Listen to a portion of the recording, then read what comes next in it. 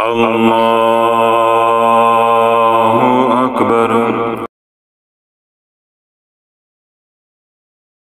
ज़िक्र रसूल सल्लल्लाहु अलैहि वसल्लम यानी दुरूद पाक से मुंह मोड़ने पे क्या वईद आई है। सैयदना जाबिर रज़ी अल्लाह तआला ने इसको रवायत किया है। अब्दुल्ला बिन अब्बास रज़ी अल्लाह तआला ने इस हदीस पाक को रवायत किया है। सैयदना अबू हुरैरा रज़ी अल्लाह तआला ने इसको रवायत किया है। सैयदना अब्दुल्ला बिन हारिस रज़ी अल्लाह तआला ने रवायत किया है।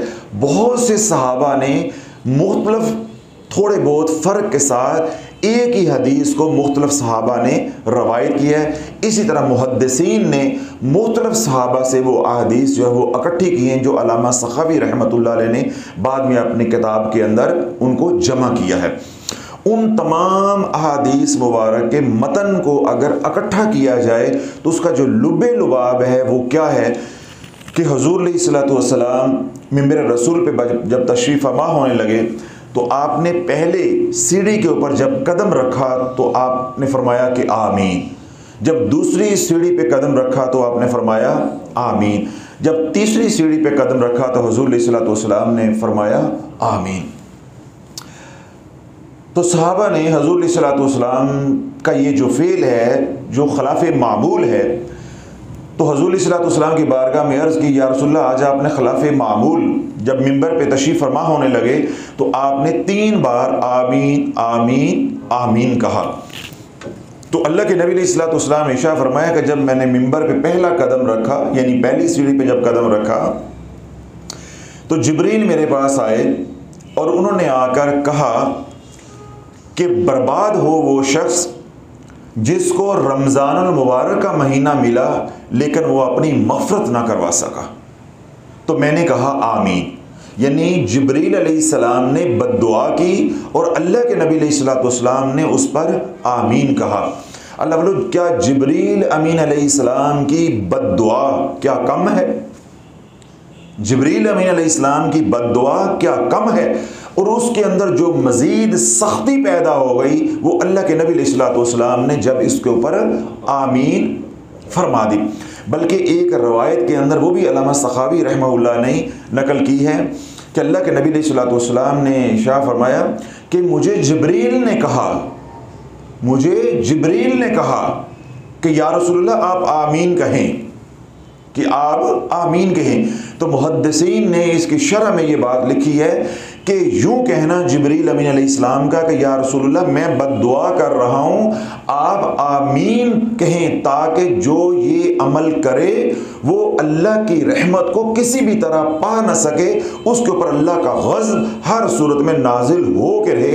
जब जिब्रील ने अल्लाह के नबी अलैहिस्सलाम को ये ताकीद की कि या रसूलल्लाह आप आमीन कहें, तो क्या हुआ कि मज़ीद सख्ती पैदा कर दी गई, मज़ीद सख्ती पैदा कर दी गई। तो हुज़ूर सल्लल्लाहु अलैहि वसल्लम ने इरशाद फरमाया कि जब मैंने मिंबर पे दूसरा कदम रखा यानी दूसरी सीढ़ी पे कदम रखा तो जिब्रील अमीन अलैहिस्सलाम ने कहा कि हलाक हो वो शख्स, ज़लीलो ख़ार हो वो शख्स, उसकी नाक रगड़ी जाए कि जिसको माँ बाप जैसी नेमत मिली, दोनों या उसमें कोई एक मिला, वो उनको राज़ी करके जन्नत ना पा सका, अपनी बख्शिश और मग़फ़िरत ना करवा सका। तो मैंने कहा आमीन। फिर हुज़ूर सल्लल्लाहु अलैहि वसल्लम ने इरशाद फरमाया कि जब मैंने तीसरा कदम रखा यानी तीसरी सीढ़ी पे कदम रखा तो जिब्रील अमीन अलैहिस्सलाम ने कहा कि हलाक हो वो शख्स, तबाह व बर्बाद हो वो शख्स, उसकी नाक रगड़ी जाए यानी ज़लीलो ख़ार हो वो शख्स जिसके सामने हुज़ूर सल्लल्लाहु अलैहि वसल्लम का इसमें पाक लिया जाए, नाम मुबारक लिया जाए, लेकिन वो कमली वाले पे दुरूद ना पड़े। तो मैंने कहा आमीन। तो अल्लाह वालों, आज इस हदीस पाक को सामने रखें तो सारा निज़ाम हमारी बर्बादी का जो हुआ है ये सब हमें समझ आ जाता है अगर हम समझना चाहें तो। रमज़ानुल मुबारक में जो उम्मत का तर्ज़ अमल है वो भी ज़रा ज़हन में रखें कि हट्टे कट्टे हैं लेकिन रोज़ा नहीं रखा जा रहा। इसी तरह आज माँ बाप घर में ज़िंदा हैं, कोई माँ बाप को पानी पूछने वाला नहीं है, इल्ला कलील चंद हैं जिनको अल्लाह ने ये तौफीक जो वो दी है। लेकिन अक्सरियत माँ बाप की इस वक्त अज़ियत वाली ज़िंदगी जो है वो गुजार रही है। बिलखसूस वो माँ बाप जिन्होंने अपनी जायदादें या जो उनके पास मालूमाता था उन्होंने अपनी औलाद को दे दिया है, और वो माँ बाप भी जिनके पास अभी जायदाद या जो भी उनके पास मालो दौलत है अभी उनके हाथ में है, औलाद उनसे वो छीनने के लिए जो है वो तकदो कर रही है, औलाद उनके लिए बद्दुआएं कर रही है, इंतज़ार में है ये कब मरेंगे और हमें ये हिस्से जो है ये मिलेंगे। तो अल्लाह वालों, जब ये उम्मत रमज़ान शरीफ के साथ ये सलूक कर रही है, अपने वालिदैन के साथ ये सलूक कर रही है, तो आप समझ जाएं कि दुरूद पाक ये कितना पढ़ रही है। जिस तरह मैंने अभी शुरू में ये बात अर्ज़ की कि कुछ लोगों ने तौहीद को ऐसा बयान किया कि लोगों के अंदर से, उम्मत के अंदर हुज़ूर अलैहिस्सलाम की मोहब्बत उस दर्जे की न रह गई जिस दर्जे की ईमान तकाज़ा करता है, और अगर मोहब्बत होती तो उनकी ज़ुबान पे ज़िक्र रसूल ना होता, उनकी ज़ुबान पे ज़िक्र रसूल ना होता। क्यों? ये कायदा है, असूल है कि जिसकी आपके दिल में मोहब्बत होगी आपकी ज़ुबान पे उसी का ज़िक्र हर पल जारी रहेगा। तो यूं कुछ गाफिल हो गए अल्लाह उसके रसूल से ज़िक्र से, और कुछ को गाफिल कर दिया गया इरादतन या गैर इरादी तौर पे। उनके दिलों में हुज़ूर अलैहिस्सलाम की जो हुब है, मोहब्बत है, उसको कम कर दिया गया, और ये सबक पढ़ाया गया कि अल्लाह की मोहब्बत पहले है, हुज़ूर अलैहिस्सलाम की मोहब्बत बाद में है। यानी ये अजीब फ़लसफ़ा घड़ के जो है वो पेश किया गया, और वो मासूम ज़हनों के अंदर जो है वो बात बैठ गई कि अल्लाह की मोहब्बत पहले है, हुज़ूर अलैहिस्सलाम की मोहब्बत बाद में है। उन अकल के अंधों को ना खुद मालूम था, ना उनके पीछे चलने वाले पैरोकार को मालूम है कि तुझे अल्लाह की मोहब्बत बताई किसने है, तुझे अल्लाह की मोहब्बत बताई किसने है। फिर तू अगर कमली वाले से मोहब्बत करता है तो करता किसकी रजा के लिए है। ये एक फिक्रा उनको समझ आ जाए तो जितने भी उनके ऊपर मेहनत हुई है उनके अकायद के ऊपर, वो सब की सब इंशाअल्लाह अज़ीज़ फ़कीर का एक ये फिक्रा अगर अल्लाह उनके दिल में उतार दे, सब बातल हो जाएगी, सब ख़त्म हो जाएगी। लेकिन अल्लाह बोलो, जब ज़मीन ख़राब हो जाती है तो उसमें जो बीज भी बोया जाता है फिर वो बीज भी उगता नहीं है।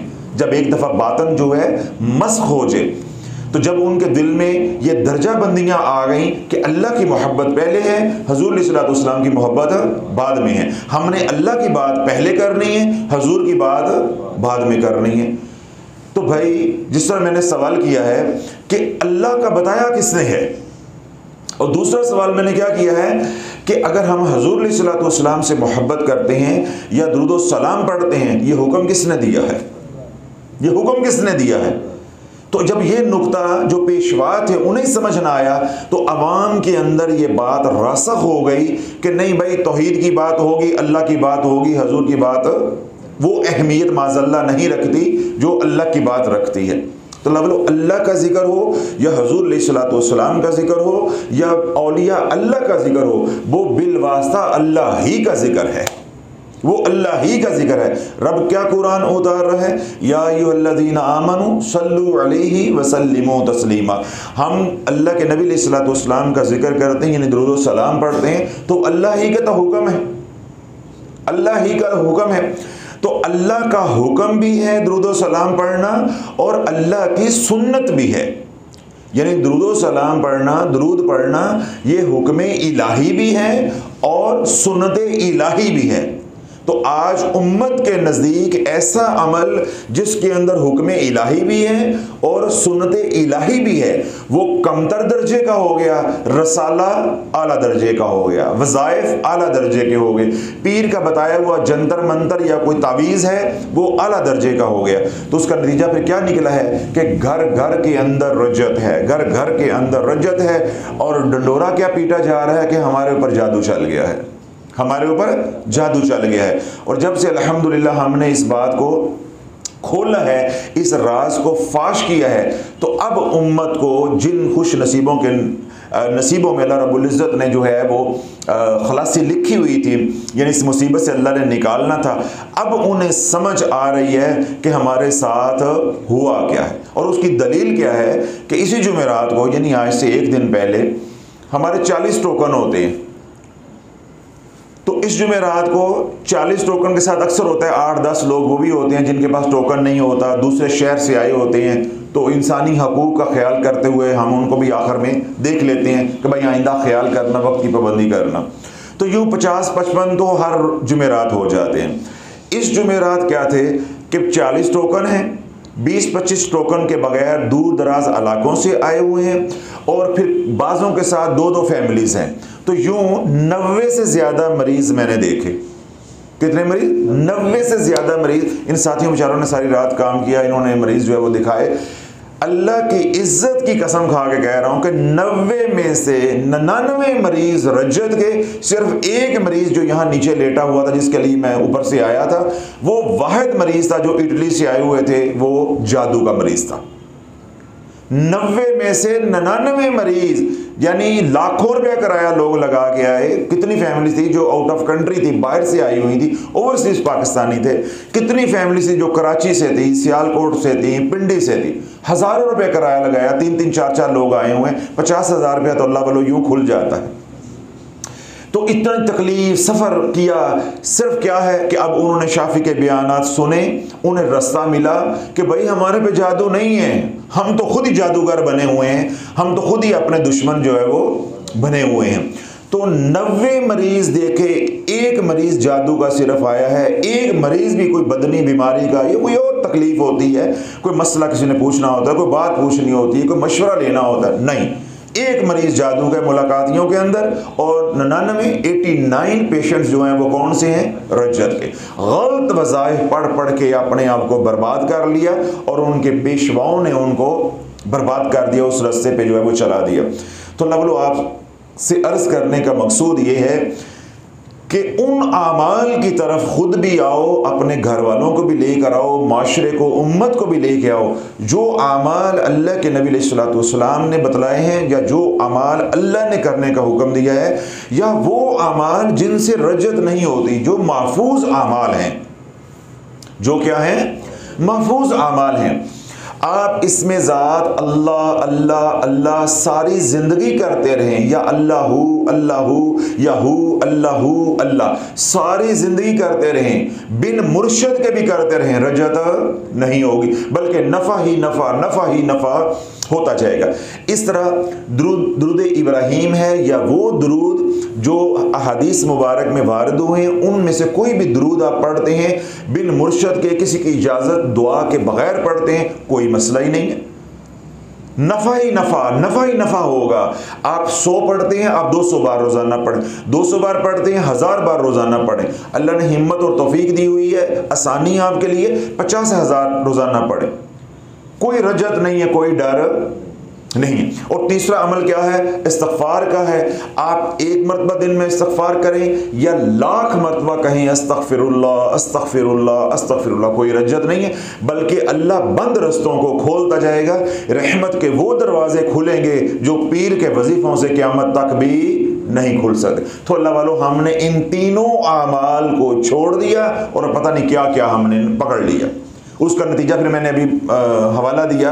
फिर अपनी जो हमारा मुशाहिदा है या तहकीक है, वो क्यों ना आगे बढ़े कि हर जुमेरात हम अपनी आंखों से देख रहे हैं। तो जो लोग हमारे से मुत्तफिक नहीं थे, या उन्हें इख्तलाफ था हमारी राय से, तो अल्लाह वालों 8 महीने हो गए हैं, मैंने उन्हें कहा है कि अगर मैं गलत बोल रहा हूँ तो मुझे दलील से जवाब दो, कोई रजत के ऊपर मुझे कोई किताब दो, कोई रजत के ऊपर मुझे कोई सॉफ्ट कॉपी है तो उसका मुझे कोई लिंक दो। तो अल्लाह वालों, ये बयान महज आप लोग नहीं सुन रहे, दुनिया भर में ये बयानात सुने जा रहे हैं। 8 महीने हो गए हैं, किसी एक बंदे ने भी दुनिया भर से मुझे लफ्ज़ नहीं भेजा, एक लफ्ज़ नहीं भेजा। लिंक भेजना तो दूर की बात है, यानी मालूम ही किसी को नहीं है कि रजत होती क्या है, या ये जो सब कुछ हो रहा है उम्मत के अंदर, घर घर में लड़ाइयाँ हैं, नफरतें हैं, सब कुछ है, ये था क्या? हम तो जादू का इलाज करते रहे और जादू जादू कहते रहे। ये शाफी कहता है ये जादू नहीं है, तो फिल्म ही कोई और है। और अब वो फिल्म जब चली है तो पीर भी परेशान है, मुरीद भी परेशान है। अब लोग जो है वो क्या है, जो आमलीन हैं वो हमारे दुश्मन बनते जा रहे हैं, जो उनके मुतल्लकीन हैं वो हमारे महबूब बनते जा रहे हैं। वो क्या कहते हैं, हज़रत साहब हमने सबको सुना, अब हम आपको दिल दे चुके हैं। मैं कहता हूँ भाई मुझे दिल दो, हाथ दो, जुबान दो, वो सर आंखों पे है। मुझे वक्त दो जिस वक्त में आप इसमें ज़ात अल्लाह करो, दुरूद सलाम पढ़ो और कसरत से इस्तग़फ़ार करो। क्यों? जब तुम रज्ज से निकलोगे, इन मुसीबतों से निकलोगे, इन बीमारियों से निकलोगे, तो लोग तुम्हें देख के कहेंगे कि ये निकला है, अगर मैं इस रास्ते पे चलूँगा तो मैं भी निकल सकता हूँ। हमें माशरे में मिसाल की ज़रूरत है, हमें आई लव यू वाले डायलॉग की ज़रूरत नहीं है, क्योंकि वो अब वक्त नहीं है, हमें एक मिसाल चाहिए। मिसाल के तौर पे आपका ख़ानदान रजत में फंसा हुआ है, कोई बेटी है, बेटा है, नौजवान है, कोई बड़ी उम्र की खातून है, बुज़ुर्ग हैं हमारे, उनको मेरी बात समझ आ गई है। जब वो इस मुसीबत से अल्लाह वालों निकल जाएंगे तो वो अपने ख़ानदान के लिए क्या बन जाएंगे? एक मिसाल। फिर इंशाल्लाह जो मैं बोल रहा हूँ वो अपने ख़ानदान में, अपने हल्का हबाब के अंदर वो बोलेंगे और लोगों को निकालने का ज़रिया बन जाएंगे। तो यही है अल्हम्दुलिल्लाह हमारी जो वो मेहनत है, यही बात मैं आप हज़रात के गोश गुजार कर रहा हूँ कि अल्लाह वालों जो वज़ाइफ़ या जो औराद वज़ाइफ़ या जो अज़कार या जो ज़िक्र अल्लाह को पसंद या जो अमाल अल्लाह को पसंद हैं, वो सबसे ज़्यादा जो महफूज अमाल हैं वो क्या है? कसरत के साथ अल्लाह का जिक्र, इसमें ज़ात, अल्लाह अल्लाह अल्लाहू हू अल्लाह। कोई भी किसी बुज़ुर्ग ने दिया हो, ये तीनों क्या कहलवाएंगे? इसमें ज़ात। पिछले दिनों भी मैंने काफ़ी सारा इसके ऊपर कलाम किया। और उसके बाद महफूज जिक्र सबसे ज़्यादा कौन सा है? दुरूद सलाम। और उसके बाद तीसरा कौन सा है? इस्तग़फ़ार। इस्तग़फ़ार। अब अल्लाह वालों, क्योंकि हमारा ये बयान कमली चैनल के लिए है, तो दुरूद सलाम के हवाले से बात करूँगा कि दुरूद सलाम अल्लाह वालों पढ़ोगे तो क्या नफ़ा होगा, और अगर दुरूद सलाम से गफलत बरतोगे या पीठ दिखाओगे तो उसके हवाले से मैंने बुखारी शरीफ की, सही मुस्लिम की, इब्न माजा की, तिर्मिज़ी शरीफ की वो अहादीस मुबारक सब का उसका हवाला दे दिया। उन तमाम अहादीस का जो लुब्बे लुबाब है वो इकट्ठा करके आपके सामने जो वो रख दिया, बयान कर दिया कि अगर हम दुरूद सलाम नहीं पढ़ेंगे तो उसके लिए क्या वईद आई है। अब इसकी मुस्बत जो तस्वीर का मुस्बत रुख है, शक्ल है, वो आपके सामने कि अगर हम दुरूद सलाम पढ़ने के आदी हो जाते हैं और कसरत से दुरूद सलाम पढ़ते हैं तो फिर उस पर हमें नफ़ा क्या होगा। उसमें मैंने कहा जो हुज़ूर अलैहिस्सलाम ने बद्दुआ के ऊपर आमीन फरमाया, जिब्रील अमीन अलैहिस्सलाम ने क्या कहा कि हलाक हो वो शख्स, बर्बाद हो वो शख्स, उस शख्स की नाक आलूदा हो, अल्लाह उसकी नाक को रगड़ दे, यानी जलीलो ख्वार कर दे, कि जिसको माँ बाप मिले या दोनों में कोई एक मिला वो उनको राज़ी करके जन्नत ना पा सका, अपनी मग़फ़रत ना करवा सका। ये बात आप ज़हन रखिएगा क्योंकि इसके हवाले से इसका दूसरा रुख जो है वो आएगा। हज़रत सफ़ियान सौरी रहमतुल्लाह अलैह फरमाते हैं कि मैं सफ़र कर रहा था तो मैंने एक नौजवान को देखा कि वो कदम उठाता है तो हर कदम पे कहता है अल्लाहुम्मा सल्ली अला मुहम्मद व अला आले मुहम्मद। तो जब मैंने उसका ये अमल देखा तो मुझे बड़ा ताज्जुब हुआ कि मैंने कहा ये शरीयत से कहाँ से साबित है कि हर कदम उठाने से पहले दुरूद पढ़ना, हर कदम उठाने से पहले दुरूद पढ़ना। तो मैंने उस नौजवान से पूछा कि ये जो अमल तू कर रहा है कि हर कदम पे तू दुरूद पढ़ता है, हर कदम उठाने पे, ये तेरा अपना अमल है या तेरे पास कोई इसकी दलील है? बात समझ रहे हैं? यानी कुरान और सुन्नत से कोई दलील भी तेरे पास है या तेरा अपना मर्जी का अमल है, अपने शौक और ज़ौक़ में तू ये अमल कर रहा है। हज़रत सुफ़ियान सौरी रहमतुल्लाह फरमाते हैं कि जब मैंने उससे ये सवाल किया तो उसने मुझे पूछा कि आप कौन हैं? मैंने कहा सफ़ियान सौरी। तो कहने लगा कि सफ़ियान सौरी वो जो इराक़ वाले हैं? तो मैंने कहा हाँ मैं वो इराक़ का रहने वाला हूँ, वही सफ़ियान सौरी हूँ। तो वो नौजवान मुझे कहने लगा कि आपको मारिफत इलाहिया हासिल है, यानी अल्लाह की पहचान, अल्लाह की मारिफत आपको हासिल है? मैंने कहा हाँ मुझे अल्लाह की मारिफत हासिल है। तो वो नौजवान ने कहा कि आपको अल्लाह की क्या मारिफत हासिल है? अल्लाह की क्या मारिफत हासिल है? तो मैंने कहा मैंने रब को इस तरह पहचाना है जो दिन में से रात और रात में से दिन को निकालता है। मैंने रब को इस तरह पहचाना है कि जो माँ के पेट में शक्ल और सूरत को जो है वो बनाता है फिर संवारता है। और मैंने रब को इस तरह पहचाना है कि हम बीज ज़मीन में फेंक देते हैं, जो उसको उगाता है, बाहर निकालता है, वही अल्लाह है।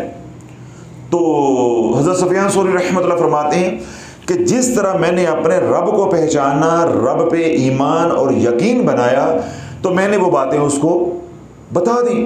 उसने कहा कि सफियान सौरी, आपको कोई मार्फत हासिल नहीं है, आपको कोई मार्फत हासिल नहीं। एक नौजवान वली कामिल को ये बात कह रहा है। तो हज़रत सुफियान सौरी रहमतुल्लाह फरमाते हैं कि अगर मुझे मार्फत हासिल नहीं है तो तुझे मार्फत हासिल है? उसने कहा हाँ, मुझे मार्फत हासिल है। तो आप फरमाते हैं कि मैंने उसे पूछा कि तुझे कैसी मार्फत हासिल है, तूने कैसे रब को पहचाना है? तो वो नौजवान कहने लगा कि जब किसी काम का मैं मुसम्मम इरादा कर लेता हूँ फिर भी उससे पीछे हटना पड़ता है, तो जो पीछे हटाता है वही तो अल्लाह है, वही तो अल्लाह है। फिर जहां मुझे कामयाबी यकीनी नजर आ रही होती है कि इस काम में मैं कामयाब हो जाऊंगा, जो नाकाम कर देता है वही तो अल्लाह है। फिर जिस काम के अंदर, जिन मामलात के अंदर मुझे नाकामी यकीनी नजर आ रही होती है कि ये मैं नहीं कर सकता, तो अल्लाह उसमें कामयाब कर देता है।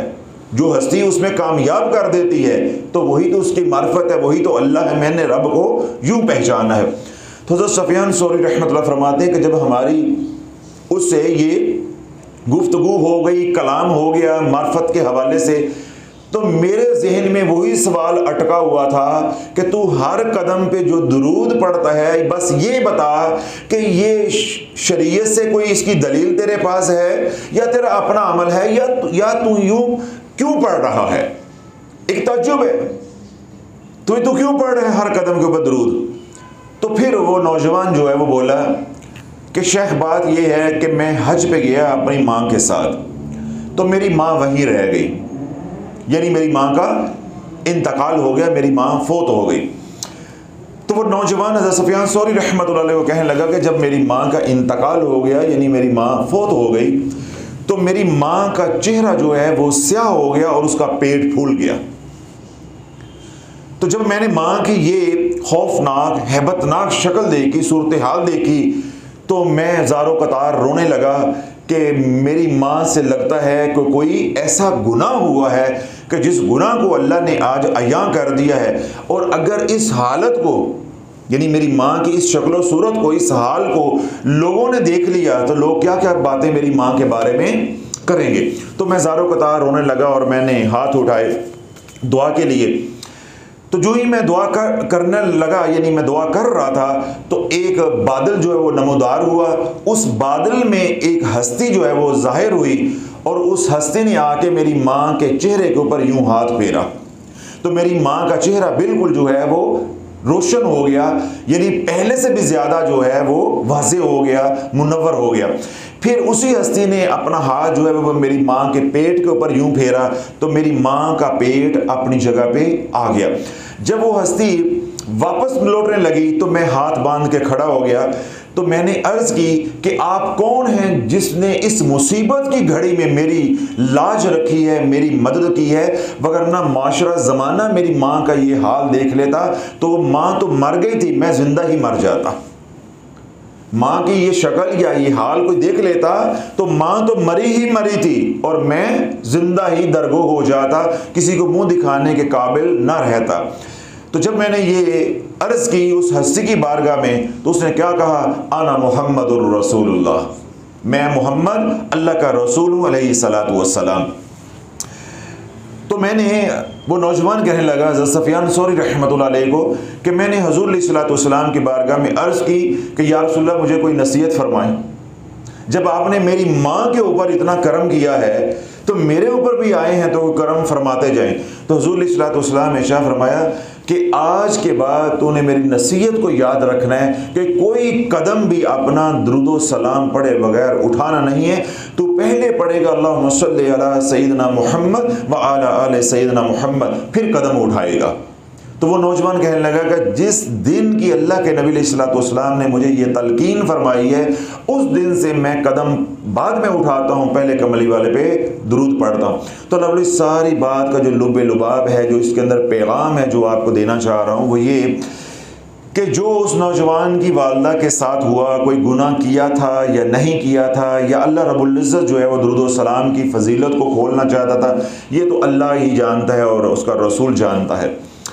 लेकिन बज़ाहिर जो मुसीबत या परेशानी या तकलीफ़ या दुख या रंज उस नौजवान के ऊपर टूट पड़ा था, क्या वो उस हाल को ज़माना देख लेता, यानी उसकी माँ के उस हाल को ज़माना देख लेता? तो मैंने अभी क्या कहा था, माँ तो मरी थी, वो जिंदा ही घुट घुट के मर जाता, ज़माना उसको जीने ना देता। तो लो इतनी बड़ी मुसीबत के अंदर कौन काम आया है? अल्लाहुम्मा सल्ली अला मुहम्मद व अला आले मुहम्मद। अब उस नौजवान ने जब ये सवाल किया कि या रसूलुल्लाह, आपने तो मुझे दुरूद तलकीन कर दिया कि कदम उठाना बाद में है, पहले मेरे पे दुरूद पढ़ना है। ये जो मेरी माँ के ऊपर करम हुआ है, आप तशरीफ लेकर आए हैं, ये करम किस अमल की बदौलत हुआ है?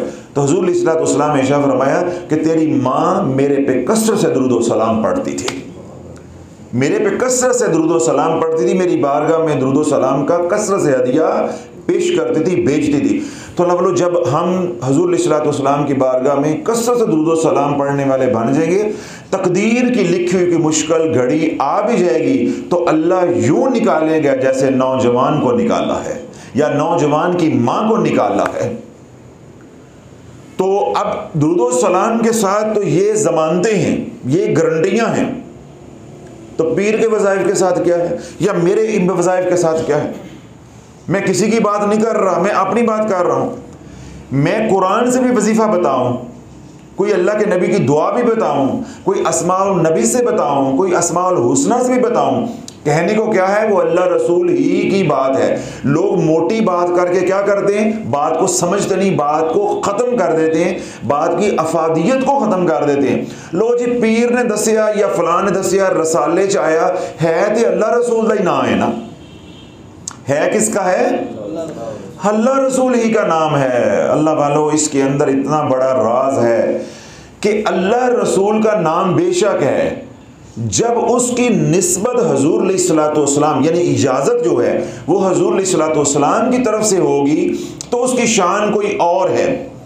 जब उसकी उस अमल की निस्बत या इजाज़त औलिया अल्लाह की तरफ से होगी तो उसकी अफादियत या उसकी शान कुछ और है। तो जब उसी अमल की निस्बत हम जैसे लोगों की तरफ होगी तो अल्लाह वालों, आज के दौर में उसकी टके की भी हैसियत नहीं है। कहने को क्या है, अल्लाह रसूल का नाम है। अब मैं आपको दलील देता हूँ, इंशाल्लाह बात आपके दिल में उतर जाएगी। और जो सोशल मीडिया के ऊपर कुछ साहब हैं, उन्होंने इस बात को गलत रंग के अंदर उछाला, फिर बहुत से वीडियोस बनाई और ये अल्लाह का तमस्खर मजाक उड़ाया, तज़हीक की जो की, अल्लाह उनके भी इस्लाह फरमा दे ये बयान सुनने के बाद। अभी मैंने 3 बातें कही हैं, जब तक आपको ज़हन में वो 3 नकात नहीं होंगे, जो अगला नुक्ता मैं आपको इसरार का समझाने लगा हूँ, ये फिर तो बिल्कुल समझ नहीं आएगा। मैंने क्या बात कही कि कोई भी वजीफ़ा है, कोई भी अमल है, उसकी इजाज़त दी है हुज़ूर अलैहिस्सलाम ने तो उसकी शान कुछ और होगी। उसकी इजाज़त दी है किसी कामल वली कामिल ने तो उसकी शान या उसकी अफादियत या उसका मुअस्सर होना कुछ और होगा। अब अल्लाह के नबी का बताया हुआ वजीफ़ा, एक वक्त के बताए हुए वली कामिल का वजीफ़ा, मैंने क्या लफ्ज़ बोला है, वली कामिल, जिसकी वलायत में कोई शक ना हो, चाहे मशाइख में से कोई हो, कोई आलम हो या कोई आप में से कोई माशरे में हो। कौन वली है तो अल्लाह ही जानता है। जिसकी वलायत में कोई शक ना हो, उसके तकवे में, परहेजगारी में कोई शक ना हो, उसके कौलो फेल में कोई तजाद ना हो, कोई शक ना हो, उसका भी बताया हुआ वजीफ़ा है, वो हुज़ूर अलैहिस्सलाम के बताए हुए वजीफ़े को छू भी नहीं सकता। ये बात समझ आ गई। और तीसरा क्या है, साढ़े जे हमारे जैसे पीर, हमारे जैसे मौलवी, मोटिवेशनल स्पीकर, यूट्यूबर, जिनकी 5 नमाजें भी नहीं है, जिनकी 5 नमाजें भी नहीं है, तकवा तो बड़ी दूर की बात है। अल्लाह वालों, क्या रसाले छाप लेने से, किताबें छाप लेने से या यूं बयानात करने से क्या ये तकवा छलकता है या ये तकवे की ज़मानत है? कितने लोग हैं जो पैसे लेके बयानात करते हैं, क्या वो तकवा है? जो अल्लाह के रसूल के नाम को बेचते हैं तो क्या वो तकवा है? तो ये तकवे की कोई दलील नहीं है कि फलां आदमी जो है इतना रसाला छापता है या फलां आदमी उसके इतने मुरीद हैं तो वो बड़ा मुत्तकी परहेजगार है। अब मैं आपको कहता हूँ, मिर्ज़ा गुलाम अहमद कादियानी के पैरोकार लाखों में हैं, तो वो तकवे वाला है, वो परहेजगार है, वो मकबूल है? तो मुरीद तो उसके भी हैं, मुरीद तो जो है उसके भी हैं। इस तरह आज के दौर में कितने फितने हैं, अब मैं उनके नाम नहीं लेना चाहता, कितने फितने हैं, बल्कि जितने फितने वाले लोग हैं या उनके जो पेशवा हैं उनके मानने वाले तो बहुत ज्यादा हैं और अपनी जान माल उसके ऊपर कुर्बान कर रहे हैं। तो इसका क्या मतलब है कि मुरीदैन की तादाद देख के या पैरोकार की तादाद देख के आप फैसले करेंगे कि ये तकवे वाला बंदा है। तो अगर पैरोकार की तादाद देखनी है तो फिर मिर्जा गुलाम अहमद कादियानी को फिर काफिर क्यों कहते हैं, मरदूद क्यों कहते हैं? क्या उसके मानने वाले नहीं है? तो मतलब मुरीदैन की तादाद पे या रश को देख के इस बात का तयन नहीं किया जा सकता कि सामने वाला बंदा जो है वो मुत्तकी है। आज आप देखें कितने पीर हैं यूट्यूब पे, आप सोशल मीडिया पे देखें कि जिनका जाहिर भी शरीयत के मुताबिक नहीं है, लेकिन लाखों लोग उन्होंने अपने जंतर मंतर के साथ अपने करतब दिखा के अपने साथ लगाए हुए हैं। तो क्या ये तकवे की दलील है, ये मुत्तकी होने की दलील है? तो ललो आज जो फी ज़माना मशाए हैं या उलमा हैं उनमें चंद हैं जो मुत्तकी हैं, बल्कि तो अल्लाह वालों गाफिल ही गाफिल, अक्सरियत किन की तादाद है? गाफिलीन की। तो अब ये मैंने सारा पस मंज़र समझा दिया ताकि मैं अगली जब बात समझाऊं तो आपको ये समझ आ जाए कि जब हम वज़ाइफ ऐसे बंदों से लेंगे तो हमारे साथ क्या होगा। वजीफ़ा हमने लिया बारगाह रसालत से, उसकी शान और हो जो बयान नहीं की जा सकती। हमने वजीफा लिया वली कामिल से, वो किस दर्जे का होगा? दूसरे दर्जे का होगा, लेकिन उसका मकाम, उसके फ़ज़ाइल, उसकी शान हज़ूर अलैहिस्सलाम के बतलाए हुए अमल को छू भी नहीं सकती। और तीसरा मैंने जो बताया है मरला या मकाम वो ये है, फ़ी ज़माना जो पीर हैं, आमिल हैं, मशाइख हैं, जो भी आप कह लें, ये रसाले हैं, किताबें हैं, वहाँ से हमने वजीफ़ा लिया तो उसका क्या मकाम होगा। ये तीन बातें आपने ज़हन में रखनी है। फिर जो मैं कह रहा था, मैं इसरार की बात आपको ऊपर खोलना चाह रहा, इंशाल्लाह ये आपको नुक्ता समझ आ जाएगा। हज़रत जुनैद बगदादी रहमतुल्लाह अलैह का एक बड़ा ख़ास मुरीद था। तो सफ़र में वो आपके साथ था। जिस तरह आपको मालूम है उस ज़माने में ये पुल तो होते नहीं थे, जो आमदो रफ्त का निज़ाम है ये बड़ा तकलीफ़ दे और बड़ा मुश्किल होता था। तो दरिया को पार करने के लिए एक ही वाहिद ज़रिया होता था, कश्ती के ज़रिए, कश्ती के ज़रिए। इसके अलावा जो है वो कोई और ज़रिया नहीं होता था। हज़रत जुनैद बगदादी रहमतुल्लाह अलैह सफ़र पे थे, आपके साथ जो मुरीद ख़ास था। तो आप जब मंजिल पे पहुँचे, यानी दरिया के पहुँच के किनारे पे, अब आपकी जो मंजिल है वो क्या है? दरिया के पार है। तो दरिया को पार करना है। अब उस मंजिल पे जाके आप रुक गए कि कोई कश्ती आ जाती, कोई सवारी मिल जाती है तो उसको हम जो है वो उजरत देंगे, वो हमें दरिया पार करवा देगा। जब जुनैद बगदादी रहमतुल्लाह अलैह काफ़ी देर खड़े रहे, अब सूरज जो है वो ढल रहा है, यानी गुरूब आफ्ताब जो है वो करीब है।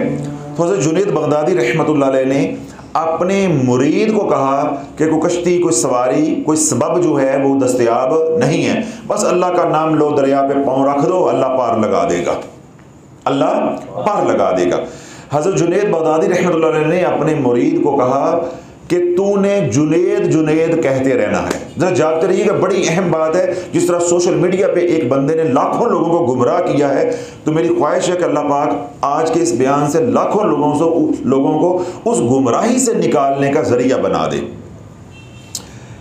जुनैद बगदादी रहमतुल्लाह अलैह ने क्या बात इरशाद फरमाई कि तूने जुनैद जुनैद कहते रहना है, यानी शेख जुनैद अपने मुर्शद को पुकारते रहना है। उसने कहा जी ठीक है, लब्बैक।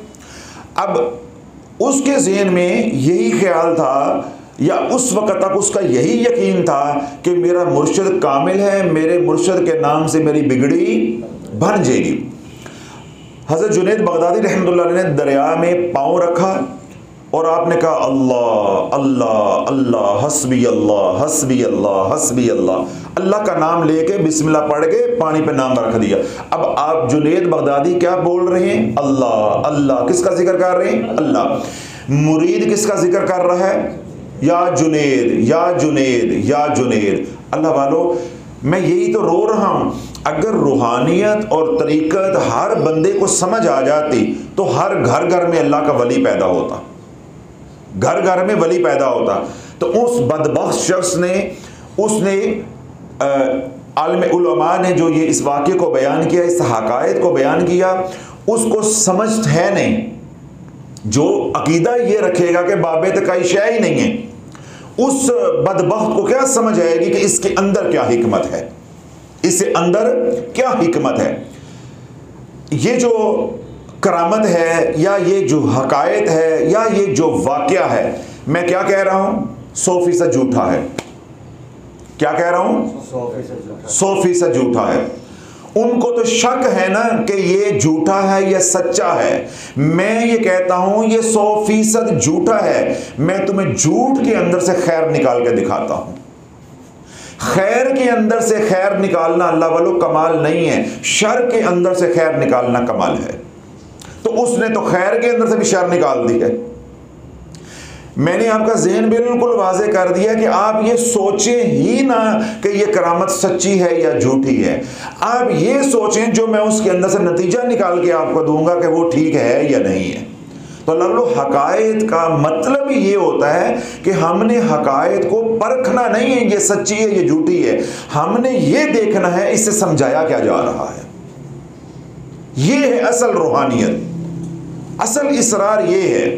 ये कोई हदीस नहीं है कि हम परखें उसको कि इसका रावी कौन है, किस मुहद्दिस ने नकल की है, किस किताब में आई है। तो वो या को कुरान की कोई आयत नहीं है कि हम कुरान के साथ उसको परखे रखें कि भाई कोई ये तो कोई नई बात कर रहा है। तो ये क्या है, हकायत है, एक किस्सा है, एक कहानी है जो फर्जी भी हो सकती है। शेख सादी रहमतुल्लाह अलैह ने फर्जी कहानियों का जरिए, जिनको हकायत कहते हैं, कितने लोगों की इस्लाह कर दी है। मौला रूम ने कितने लोगों की इस्लाह कर दी है। कुरान के अंदर कितने किस्से साबका अंबिया अलैहिस्सलाम और कौमों के आए हैं, सिर्फ किसके लिए, तरबियत के लिए, इस्लाह के लिए। अब जो कुरान के किस्से हैं जो अल्लाह रब्बुल इज़्ज़त ने बयान किए वो अलग है, जो अंबिया अलैहिस्सलाम ने बयान किए वो अलग है। उसी सुन्नत को, उसी तरीके को रखते हुए माशरे के अंदर जो दानिश्वर थे, जो लोग अहले इल्म थे, साहब हिकमत थे, अहले हिकमत थे, उन्होंने क्या किया कि माशरे के अंदर माशरे की जो सकाफत है उसी के मुताबिक उन्हीं की ज़ुबान के अंदर बाज़ हकायात को, किस्सों को इस तरीके के साथ बनाया या बयान किया कि जो वो बात समझाना चाहते थे उन्होंने वो बात समझा दी।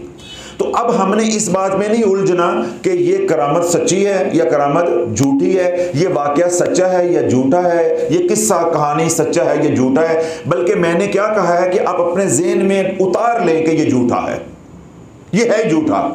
हम झूठ के अंदर से सच निकाल के दिखाएंगे, शर के अंदर से खैर निकाल के दिखाएंगे। तो फिर क्या होगा कि अगर हम शर के अंदर से खैर निकाल लेते हैं तो आपका ज़मीर आवाज़ देगा नहीं ये वाक़या भी सच्चा है, ये हकायत भी सच्ची है।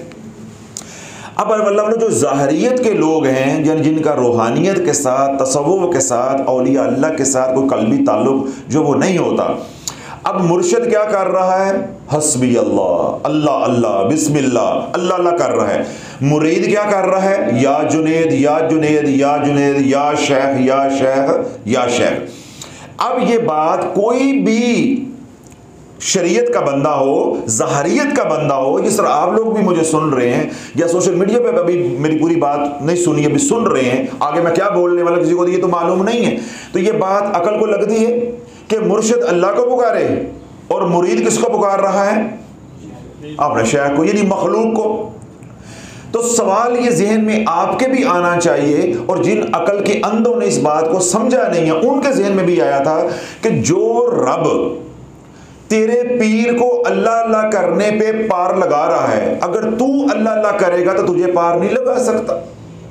तेरा मुर्शिद जो है वो अल्लाह का मोहताज है, तो तू भी तो उसी का बनाया हुआ बंदा है, तू भी अल्लाह ही का मोहताज है, तू मुर्शिद का मोहताज हो गया, मखलूक का मोहताज हो गया। ये है वो एतराज़ात जिनके ऊपर उन्होंने तमस्खर औलिया अल्लाह का उड़ाया, और सोशल मीडिया पे सैकड़ों वीडियोस बनी इस वाक़े का, जुनैद बगदादी रहमतुल्लाह के इस करामत का मजाक उड़ाया जाता रहा है और उड़ाया जा रहा है। अब जब बीच, ये अल्लाह की बड़ी अजीब सुन्नत है कि रब जब पकड़ता है या आजमाइश में डालता है, वो उस वक्त डालता है जब सूरज सवा नेज़े पे होता है। ऐसे जब बंदा जोबन पे होता है ना तरक्की के, या कोई ऐसे सफर पे है, ना आगे का है ना पीछे का है, तो रब पकड़ता उसी वक्त है। अब क्या है कि दरिया पार कर रहे हैं, आगे शेख चल रहे, या अल्लाह या अल्लाह या अल्लाह, हस्बी अल्लाह हस्बी अल्लाह हस्बी अल्लाह। अब ये क्या है, मुर्शिद दरिया को पार कर रहा है, पीछे मुरीद क्या कर रहा है, या जुनेद या जुनेद या जुनेद या शेख या शेख या शेख। ये उसकी तस्बीह जब हो रही है। जब बीच दरिया में चले गए, अल्लाह ने आजमाइश को डाल दिया, अल्लाह ने आजमाइश को डाल दिया।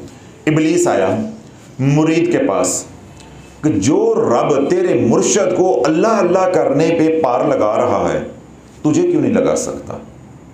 ये ख्याल किसने डाला था? इबलीस ने। तो जो आजकल वीडियो बना रहे हैं, फिर वो किसके पैरोकार हैं? आप कहानी समझ आ गई?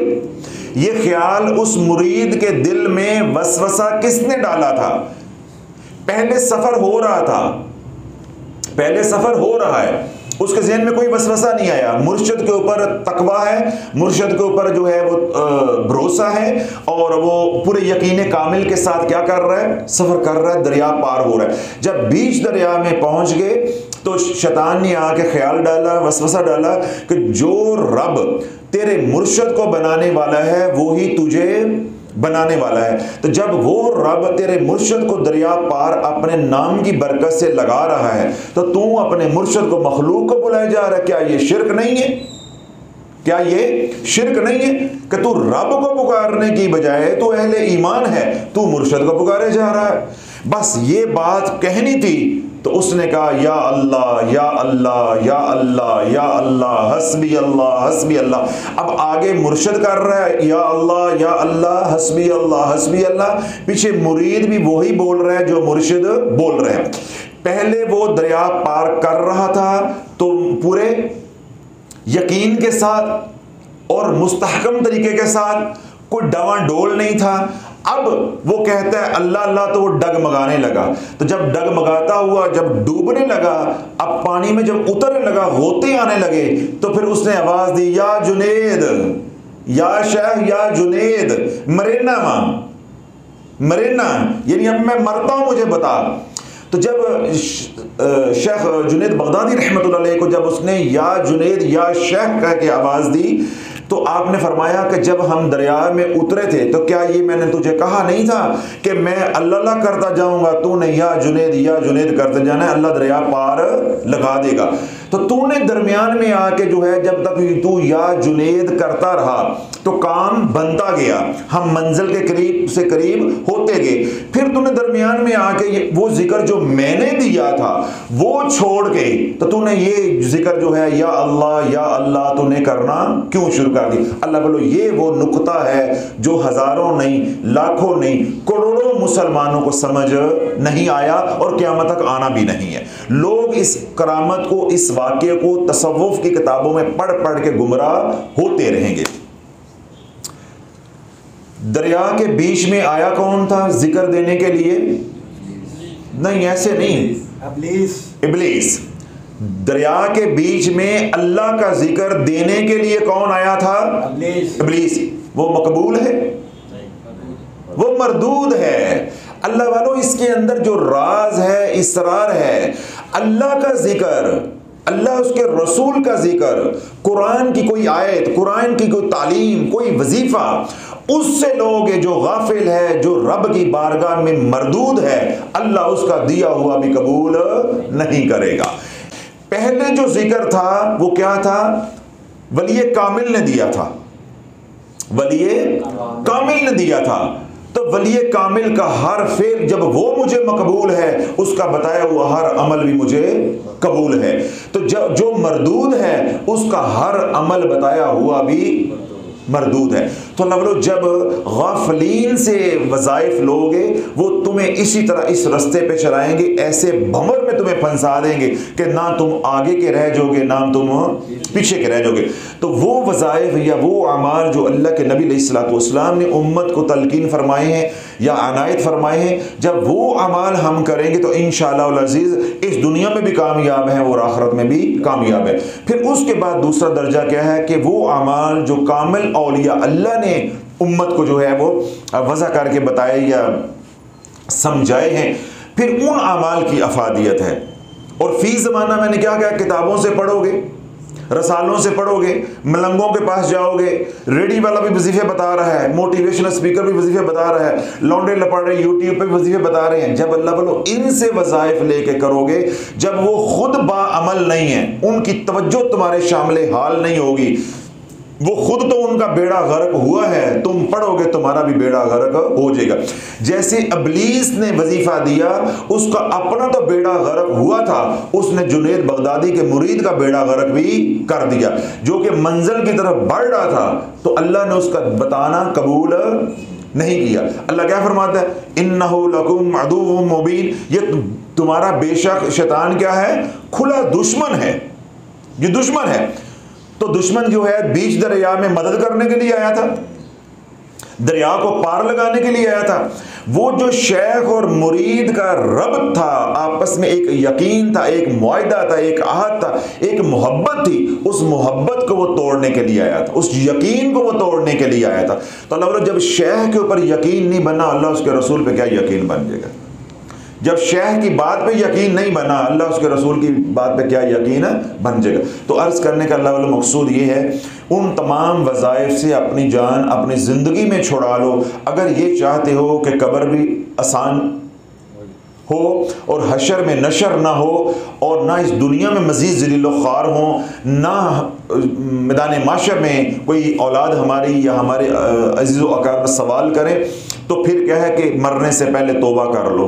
तमाम वज़ाइफ से जिसने भी बताए हुए हैं उनसे जान छुड़ा के उस वजीफ़े की तरफ आ जाओ जो अल्लाह का वजीफ़ा है, जो अल्लाह का वजीफ़ा है। और वो क्या है, अल्लाहुम्मा सल्ली अला सय्यिदना मुहम्मद व अला आले सय्यिदना मुहम्मद।